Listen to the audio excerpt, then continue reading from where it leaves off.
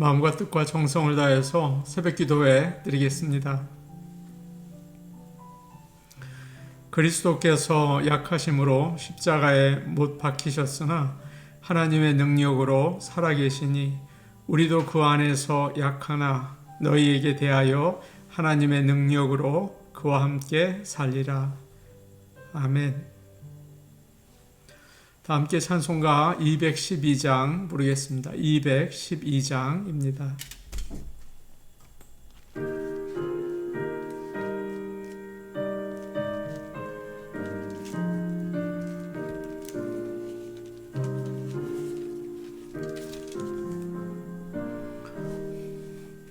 겸손히 주를 섬길 때 괴로운 일이 많으나 구주여 내게 힘주사 잘 감당하게 하소서. 인자한 말을 가지고 사람을 감화시키며 갈 길을 잃은 무리를 잘 인도하게 하소서. 구주의 귀한 인내를 깨달아 알게 하시고 굳건한 믿음 주셔서 늘 승리하게 하소서.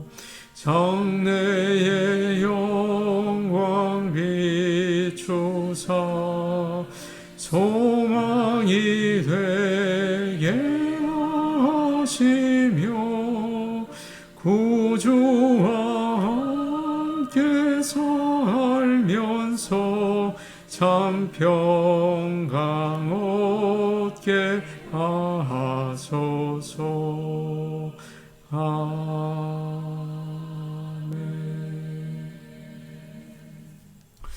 찬송가 218장입니다. 218장입니다.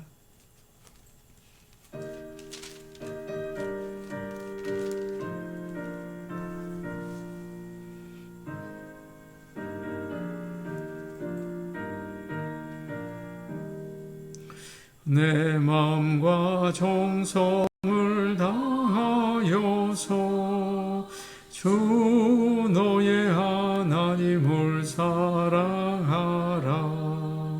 내 몸을 아끼고 사랑하듯 형제와 이웃을 사랑하라. 주께서 우리에게 명하시니 그 명령 따라서 살아가리. 널 미워 해치는 원수라도 언제나 너 그렇게 사랑하라. 널 핍박하는 자 위에서도 진실한 마음으로 복을 빌라. 주께서 우리에게 명하시니 그 명령 따라서 살아가리. 나 항상 주님을 멀리하고 형제를 사랑하지 못하였다. 이러한 죄인을 사랑하사 주께서 몸 버려 죽으셨다. 속죄의 큰 사랑 받으니모 내 생명 다 바쳐 충성 되리.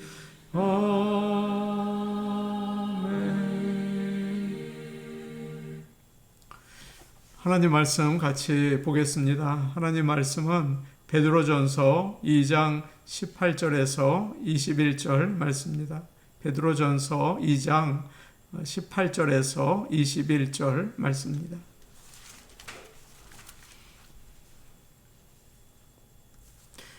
신약성경 379페이지에 있습니다. 베드로전서 2장 18절에서 21절 말씀을 저희가 함께 읽겠습니다. 사원들아, 범사에 두려워함으로 주인들에게 순종하되 선하고 관용하는 자들에게만 아니라 또한 까다로운 자들에게도 그리하라. 부당하게 고난을 받아도 하나님을 생각함으로 슬픔을 참으면 이는 아름다우나 죄가 있어 매를 맞고 참으면 무슨 칭찬이 있으리요. 그러나 선을 행함으로 고난을 받고 참으면 이는 하나님 앞에 아름다우니라. 이를 위하여 너희가 부르심을 받았으니 그리스도도 너희를 위하여 고난을 받으사 너희에게 본을 끼쳐 그 자취를 따라오게 하려 하셨느니라. 아멘. 하나님께서 오늘도 우리를 주님의 은혜로 품으시고 형통한 길로 인도해 주시기를 간절히 원합니다. 우리는 공평한 세상에서 살기를 원하죠. 내가 부당한 대우를 받았다고 생각이 되면 억울하고 나의 권리를 찾기 위해서 따지고 싸우고 싶은 마음이 생깁니다. 누구나 마찬가지죠. 인생이 불공평하다는 것은 이미 알지만 그래도 억울하면 가만히 있기가 참 어렵습니다. 한번 이런 생각을 우리가 해볼 수가 있습니다. 어느 회사에 아주 성실한 직원이 있습니다. 일찍 출근하고 점심시간도 딱 맞춰서 끝을 내죠. 때로 늦게까지 남아서 일을 마무리하기도 하고 동료들과 잡담을 하거나 쓸데없는 그 시간을 사용하지 않습니다. 열심히 일하는 거죠. 크리스천이기 때문에 퇴근하고 친구들과 술을 마시지도 않고 또 좋지 않은 농담을 하지도 않아요. 그 회사에는 다른 직원이 있습니다. 그는 게으릅니다. 출근도 늦게 하고 오랫동안 동료들과 잡담을 나누고 점심시간에도 맞추어서 회사에 들어오지 않아요. 일을 잘 못하고 실수를 하기 때문에 다른 사람들이 고쳐줘야 하기도 합니다. 끝나면 술을 마시러 가죠. 그런데 이 친구가 회사에서 승진이 잘 되는 겁니다. 반면에 성실한 직원은 그대로 있어요. 인정해주지 않아요. 이럴 때 어떻게 해야 됩니까? 참 억울하죠? 가만히 있어야 합니까? 상사에게 뭐라도 이야기를 하고 알려줘야 하는 거 아닙니까? 회사가 아니더라도 이런 상황은 우리에게 자주 일어납니다. 오늘 말씀에서 어떻게 이런 상황에서 믿는 자들은 살아내야 하는가 이야기해 주고 있는 거죠. 18절 말씀을 우리 같이 보겠습니다. 18절 말씀 함께 보십니다. 시작. 사원들아, 범사에 두려워함으로 주인들에게 순종하되 선하고 관용하는 자들에게만 아니라 또한 까다로운 자들에게도 그리하라. 로마에서 노동자들은 노예들이었습니다. 어떤 주인들은 노예들을 아주 가족처럼 잘 대해주기도 했죠. 그러나 대부분 주인들은 그러지 않았습니다. 노예들은 사람이 아니라 물건과 같이 취급을 당했습니다. 노예에게는 어떤 권리도 없었죠. 가진 것도 없고 학대를 받거나 착취를 당해도 법적으로 대응할 수가 없었어요. 물건이니까요. 복음이 로마에 전파되었을 때 믿는 사람들의 대부분은 노예들이었다고 합니다. 그래서 바울은 그들을 대상으로 이야기를 할 때가 많이 있었죠. 고린도전서 1장을 보면 이런 말씀이 있어요. 하나님께서 세상에 천한 것들과 멸시받는 것들과 없는 것들을 택하사 있는 것들을 폐하려 하시나니, 여기서 천한 것들, 멸시받는 것들, 없는 것들, 그것은 성도들 가운데 노예들을 가리켜서 하는 말이라고 생각할 수 있습니다. 신약 성경에는 노예들을 위한 말씀이 참 많아요.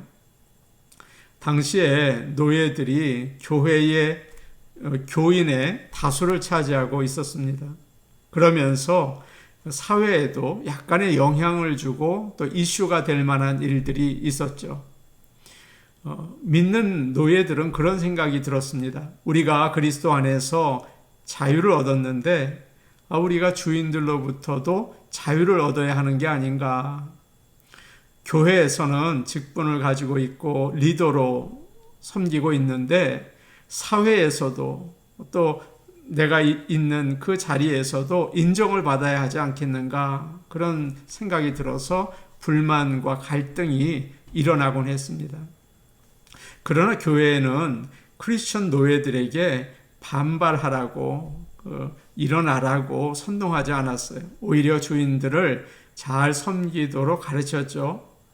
성경을 보면 빌레몬서 같은 말씀은 그리스도 안에서 형제가 된 노예가 주인에게 의무를 다하는 것이 하나님의 뜻이다, 그런 것을 전해주고 있습니다. 18절 우리가 읽은 말씀은 사환들아라고 이제 부르면서 시작이 돼요. 사환들은 가정에서 일하는 하인들을 이야기합니다. 주로 집이나 땅의 주인 아래에서 일을 했죠.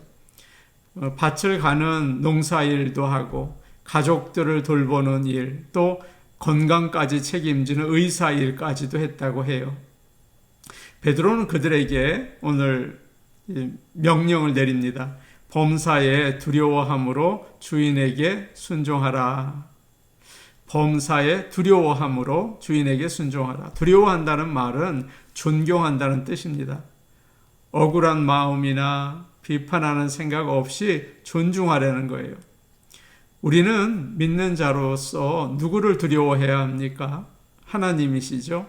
그러니까 하나님께 하는 것처럼 하라는 거예요. 참 하기 어려운 일입니다. 누가 상전에게 그렇게 하고 싶겠어요? 하나님은 사람이 물건을 만들어서 팔고 가정을 돌보며 살도록 주인과 종의 관계를 허락해 주셨습니다. 오늘날도 여러분 둘러보세요. 어디를 봐도 주인과 종, 종은 없다 하더라도 직원, 이런 관계가 있죠. 타락한 다음에 하나님께서 이 땅에서 사람이 땀 흘려 일하며 살도록 그 방법 중 하나가 주인과 종의 관계를 허락해 주신 것입니다. 그런데 존경하는 자세로 주인에게 순종을 해야 하는데 조건이 있습니다. 우리가 읽은 말씀을 보니까 선하고 관용하는 자들에게만 아니라 올바르고 다른 사람에게 잘해주는 좋은 주인에게만이 아니라 또한 까다로운 자들에게도 그리하라 라고 되어 있어요. 올바르지 못하고 성격이 아주 고약한 주인에게도 두려움으로 순종하라, 그렇게 이야기하고 있습니다. 참 어려운 일 아닙니까? 여러분은 이 말씀을 들을 때 어떠세요? 정말 그래야겠다, 좋은 말씀이다, 그런 생각이 드십니까? 아마 그러나 나는 참 받아들이기가 어렵다, 그런 생각이 드시는 분도 계실 것 같습니다. 저도 나쁜 상관에게, 주인에게 두려움으로 순종하라, 그거 좀 마음에 들지 않아요. 이 말씀을 따르는 것은 참 어렵습니다. 19절 말씀 우리 계속해서 좀 보죠. 19절 말씀입니다. 함께 보십니다. 시작. 부당하게 고난을 받아도 하나님을 생각함으로 슬픔을 참으면 이는 아름다우나. 당시에 노예는 좋지 않게 대우를 받아도 참아야 했습니다. 분명히 이 편지를 받는 많은 사람들은 노예들이었겠죠. 주인이 먹을 것을 제대로 주지 않고 말도 안 되게 긴 시간 동안 일을 시키고 부당하게 때리고 그랬을 것입니다. 오늘날과 다르게 그들은 억울한 거라든가 불만을 이야기할 곳이 없었어요. 요즘엔 노조도 있고 노동부도 있고 소송을 도와주는 변호사도 있었는데요. 그때는 아무것도 없었습니다. 그런데 그런 상황에서도 하나님을 생각하면서 말 없이 참으면 하나님께서 기뻐하실 것이다 라고 사도 베드로가 가르쳐주고 있습니다.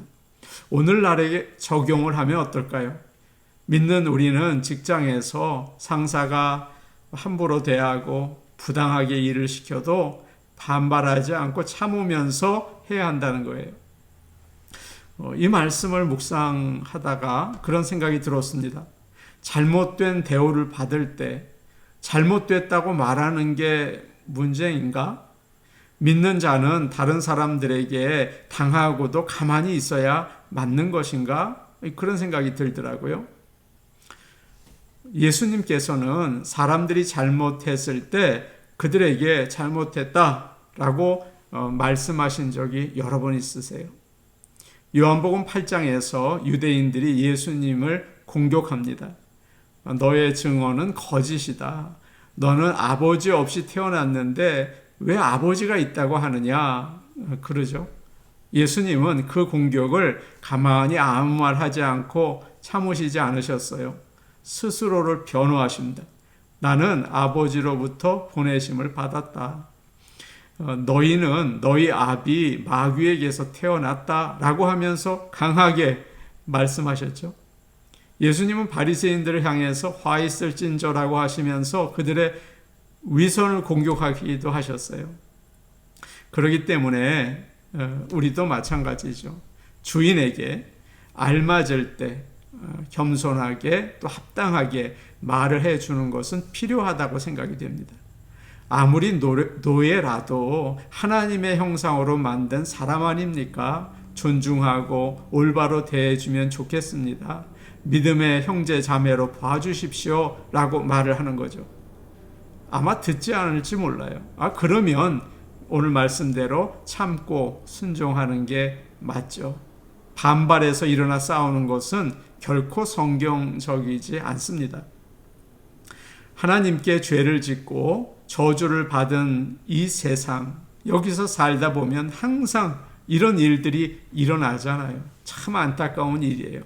그러나 하나님은 우리가 그런 어려움을 참아내는 것을 좋게 생각하십니다. 내 형제들아, 너희가 여러 가지 시험을 당하거든 온전히 기쁘게 여기라. 이는 너희로 온전하고 구비하여 조금도 부족함이 없게 하려 함이라. 야고보서 1장 말씀이죠. 그렇기 때문에 믿는 자들은 어떤 상황에 있든지 크게 영향을 받지 말아야 합니다. 월급을 많이 받든지 또 회사가 어려워서 적게 받든지 그런 것에 연연하지 말고 중요한 것은 믿는 자로서 하나님을 생각하고 겸손히 순종하는 모습을 지켜나가는 거죠. 이같이 너희 빛이 사람 앞에 비치게 하여 그들로 너희 착한 행실을 보고 하늘에 계신 너희 아버지께 영광을 돌리게 하라. 주님이 말씀하셨습니다. 그렇게 하는 것은 그저 착한 모습만 나타내는 것이 아니라 모든 상황에서 우리 하나님께서 역사하신다는 사실을 의지하는 것입니다. 하나님은 믿는 우리를 위해서 모든 상황을 주관하세요. 그리고 축복하십니다. 그렇기 때문에 흔들리지 말고 어떤 어려운 상황에 있다 하더라도 하나님의 방법으로 참고 순종하며 잘 이겨내시기를 축복합니다. 20절과 21절 말씀 우리 같이 보겠습니다. 20절, 21절 말씀입니다. 함께 보십니다. 시작. 죄가 있어 매를 맞고 참으면 무슨 칭찬이 있으리요?